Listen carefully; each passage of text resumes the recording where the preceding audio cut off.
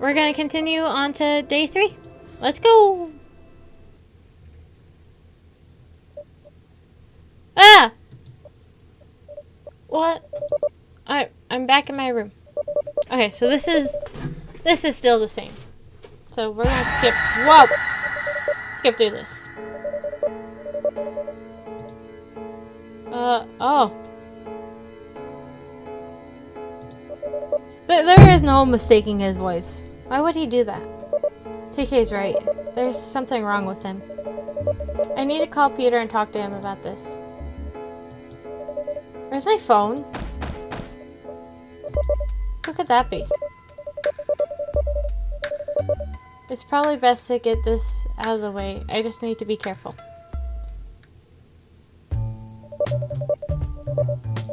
So this is the same. We know it's the landlord.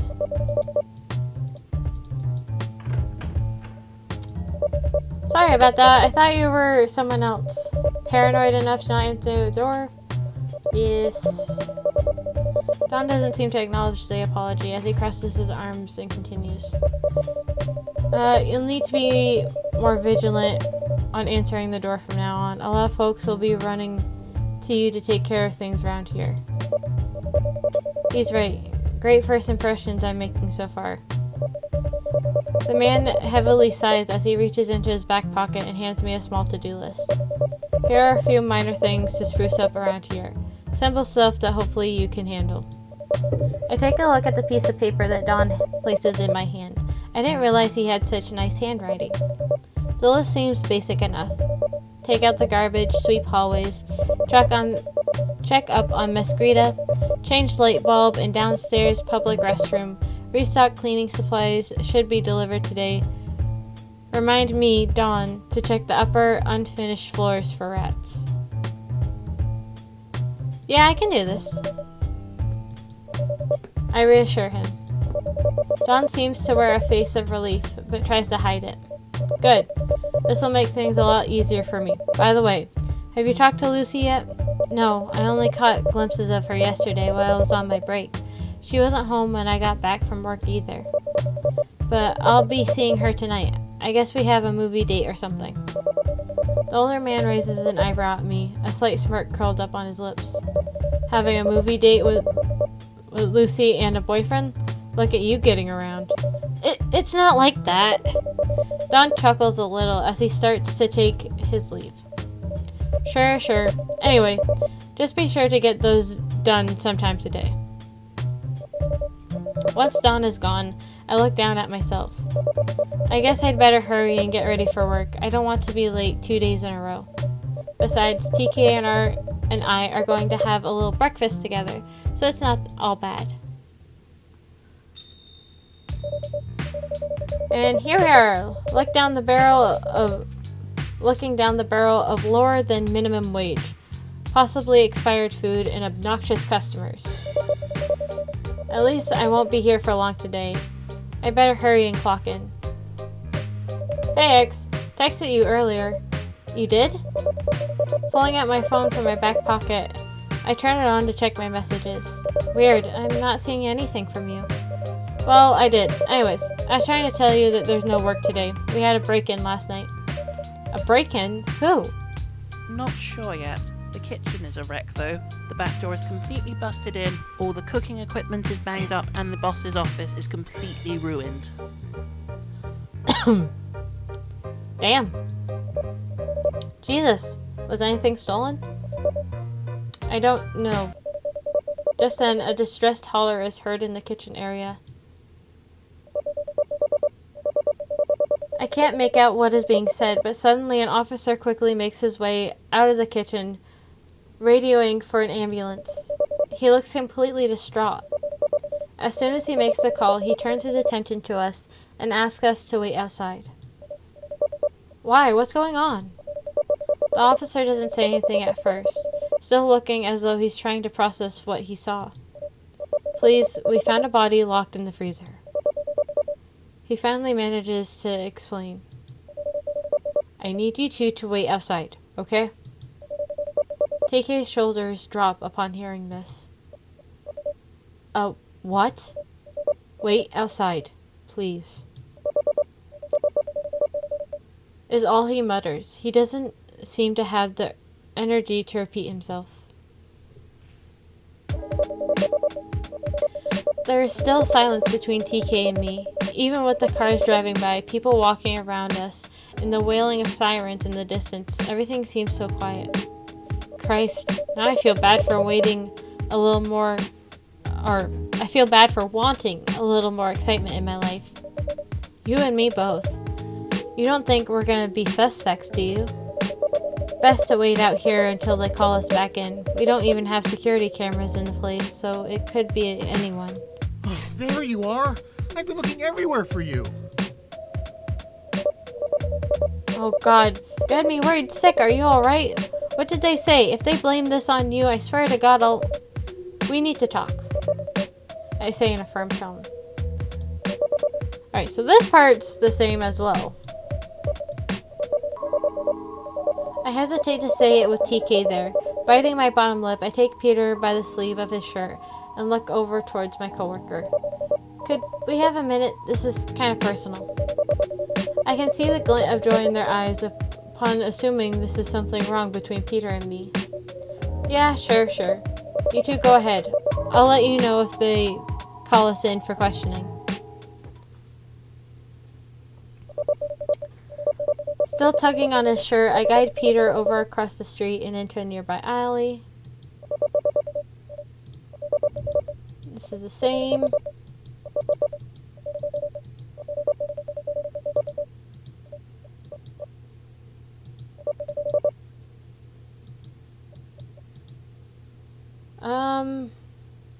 We're done. I say bluntly, not even looking into his eyes as I storm past him. Wait. He nearly calls out as he grabs onto my arm, pulling me back and gripping both of my shoulders. Let go of me! I yell, trying to pull away from this psychopath. Don't you get it? I can't. Haven't you been paying attention to what's been going on? Can't you pick up the slightest of hints that I'm meant to be with you? Oh, he looks angry. What are you talking about? Peter's grip on me loosens, his expression now gentle as he cups my cheek. Oh, X, I love you, but you're not very bright. X fucking excuse me? Exactly what I was gonna say. Think about it. The moment we met at the park, those times I saw you at the diner, how you would always leave your window closed no matter how many times I've opened it at night. Your perfectly sized closet. You were stalking me. You blame me? You're the one who is always on my mind. The one who makes my heart beat out of my chest each time I see you, smell you. You want the truth? This is all the same too. What? Oh, X, don't you get it? This is all the same.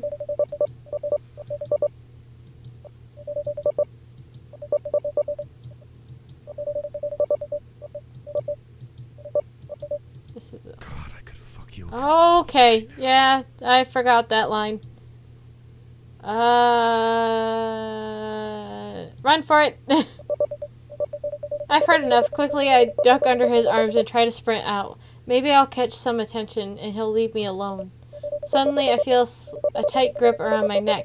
I can't scream out for help as I feel him yank me back into the alley. Just then, oh, fuck. Oh, no.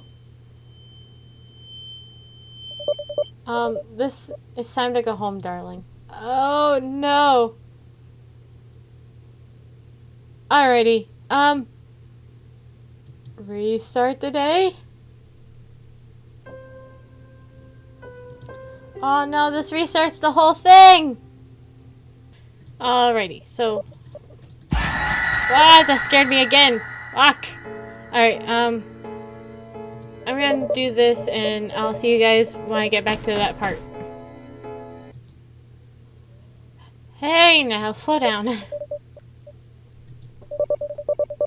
I say as I rest my hands on his chest, gently pushing him away from me. Peter seems to enjoy feeling my touch against him, the man giving a shuddered sigh as his gaze never leaves me. How could I? he whispers in a lustful tone. Everything about you makes me want to do the most horrible things to your body. I don't know what I'm more disgusted with, the confession of his stalker-like behavior and what he's done to me in my sleep, or the realization that I find these actions of his arousing. You are fucked. You are fucked in the brain if you find that attractive. Look, we'll talk about this later tonight, okay? Set some ground rules or something, so you don't need to break into my apartment to, you know. Peter seems to take my response well, as his animal-like posture softens a little, his lustful smile fading to a content grin before leaning forward and placing a kiss against my neck. I knew you would understand, my love. My body shivers upon feeling his lips against my skin, followed by those words with such a seductive tone. Well, I'd better head back over to TK. They're waiting for us. Peter finally pulls away after placing one last kiss along my jawline, composing himself with the same devilish grin on his face. Go on ahead. I'll be at your place for a while until you get back. Can't wait to have that little talk with you. I don't want to be alone with you. Saying this, he licked his teeth with his unnatural tongue, giving me a wink before casually taking his leave out of the alleyway. Dear God, what have I gotten myself into? Oh. My attention is drawn back to TK, who is still waiting for me across the street. I peek out and look around, making sure Peter isn't lurking around before crossing the street. Thank God you're back, they say with a sigh of relief. But that relief is gone the moment they see the look on my face. Uh-oh, what happened? Peter is a fucking animal is what he is. I don't hesitate to announce as I rub my neck. Just imagining the things he confessed to me seems to awaken a darker part of myself that I didn't know I had. Is there something wrong with me? Yes. I could tell with that hickey there. No shame in either of you, huh? A hickey? Urgh! Fucker must have snuck one in while he had me against the wall. Please, I don't want to hear it. They grumble, looking away with arms crossed. Oh, sorry. It's fine. You two are really moving along, huh? Oh, you have no idea. I just hope it's not someone we know.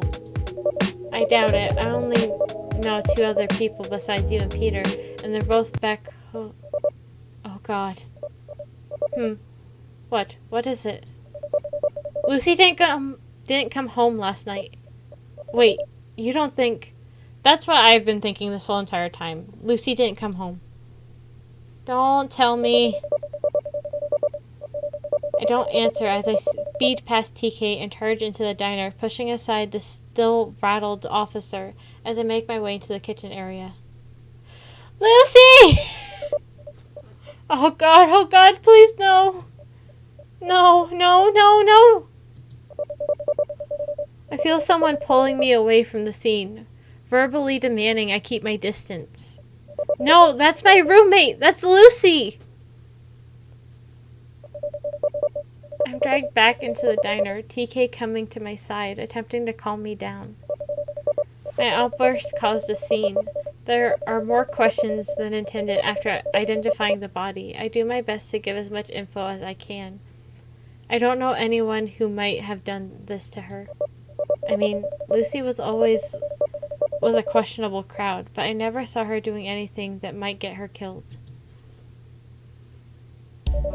Oh, Lucy! Thanks for walking me home, TK. It's no problem. We're off for a while, so I'll be checking up on you tomorrow morning if that's okay. Alright. I'd love that, actually. Thanks. TK steps closer and hugs me. Their embrace tightened as they nuzzle against my cheek. If you need anything, I'll be a phone call away. Alright? I can't help but hug them back. TK's always been so sweet and supportive, despite how many times I've ignored their feelings for me. I need to make it up to them sometime. TK finally pulls away and pats my shoulder. I'll see you tomorrow morning. Try and get some sleep. With that, they take their leave, hands shoved in their pockets and head hanging low. Oh, TK. He's such a sweetheart. Peter is sitting on the sofa as though he's been waiting for me the whole time. The moment he sees me walk in, he jumps to his feet and hurries over towards me, giving me a tight embrace. Oh, I was really hoping you wouldn't be here. There you are. Dear God, that took forever. I was getting worried. My grip is weary as I wrap my arms around him, not sharing the same kind of force. Today has been exhausting. Sorry about that. A lot goes into these investigations, I guess. Pulling away, I walk over to the kitchen area, set my keys on the counter, and see the coffee pot still has some coffee left from the day before. You know, she always saved me some if I didn't have any that morning. I know. Jeez, come in. Hey, kiddo. Hey, kiddo. I heard what happened. Yeah. The landlord says, getting straight to the point with his arrival. He glances over to Peter for a moment and sneers at the man before turning his attention back to me. I just wanted to come by and check up on you. To be honest, I'm not doing great. But I'll still do those tasks you gave me this morning. No excuses. The older man shakes his head. No, you won't. Life's a real mess right now. Even my boy is rattled by it. It's his first murder case after all, so he told me everything. Your son is an officer? Yeah. He and his boys were here earlier to see if they could find anything. Her room was full of nothing but job applications, toys, and various knickknacks. Nothing hinting to why it happened to her. So it's a cold case? Peter asks, stepping closer to my side. I wasn't fucking talking to you, and no, not yet. They're gonna keep digging around, hopefully, and catch the prick too before I do and snap their spine. Bold words from someone who tried to kick her out yesterday. Listen here, you little grub. I might have wanted to kick her out, but I didn't want her to get cut up like a Christmas ham and shoved in a freezer for later. No one in their youth deserves that. Well, maybe you should have given her a job instead of X. Then she might still be alive. Fucking say that again? Both of you, stop! I'm not in the mood. Both Don and Peter do stop, giving one last glare at each other, before Don turns his full attention towards me. You're on your own again, and you can't keep this up. A third job just isn't in the cards, because I don't want you killing yourself to stay. Do you know anyone willing to help you out with this?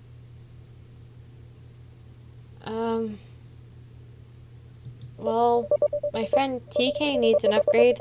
I understand they live on the south end of town. That shithole? Jesus, I can imagine so. Well, if they're up for it, have them call me tomorrow, and we'll get something arranged, okay? If I'm not too busy, that is. I will, thanks, Don. Hopefully that doesn't get TK killed. The man doesn't say anything as he takes his leave, gently closing the door behind him. Man, who spit in his fiber meal? Ugh. Could this day get any worse? I huff, walking over towards the sofa and flopping myself down. I keep quiet, looking over towards the TV screen that was in front of me.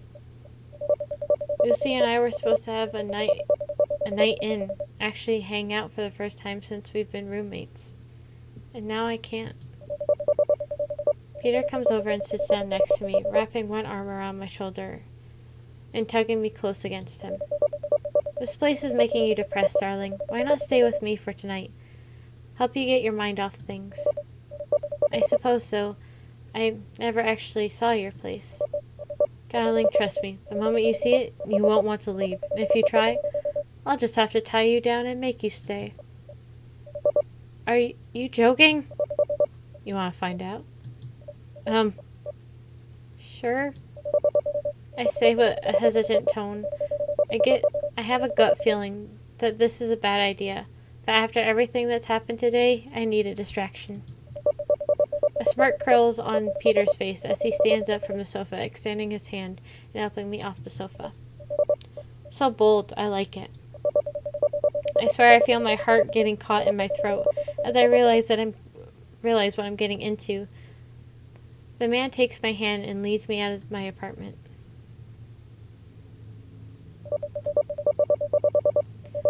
Waiting parked on the curb is a worn-down looking gray van, its windows darkly tinted on the side. This is all the same. So, I'm gonna try and grab the knife if it gives me the option again. How far? About 3 hours. 3 hours? I live rather far away from here, just as I like it. But oh, so far away from you. That's okay. The gas money is worth seeing you every day. Okay. That is all I can whisper, feeling myself sink more into my seat as he continues to drive. Dear God, I'm trapped in a van with my stalker. What am I getting myself into? What's this? Peter doesn't respond, simply reaching over to close the glove box back up.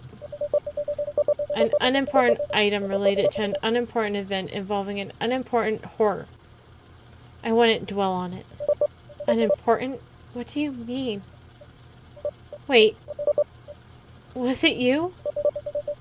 Peter doesn't respond, his eyes more focused on the road. Did you kill Lucy? He looks at me, smiling slightly, as if proud, but trying to hide it. We're having this heart-to-heart, so might as well be forward. In short, yes, I murdered her. She had to go. She would only get in the way. We can't have that. Expressions turned cold as he's muttering the last sentence.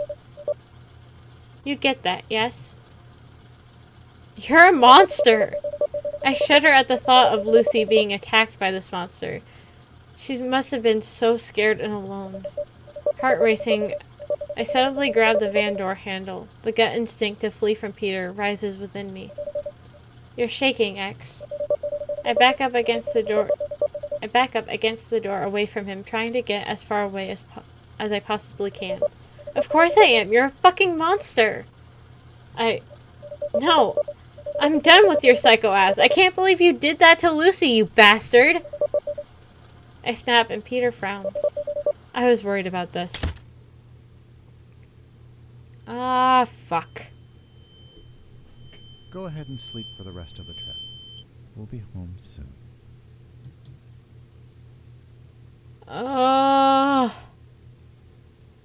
Alrighty. I'll leave this episode here. I'll see you guys in the next one. Bye.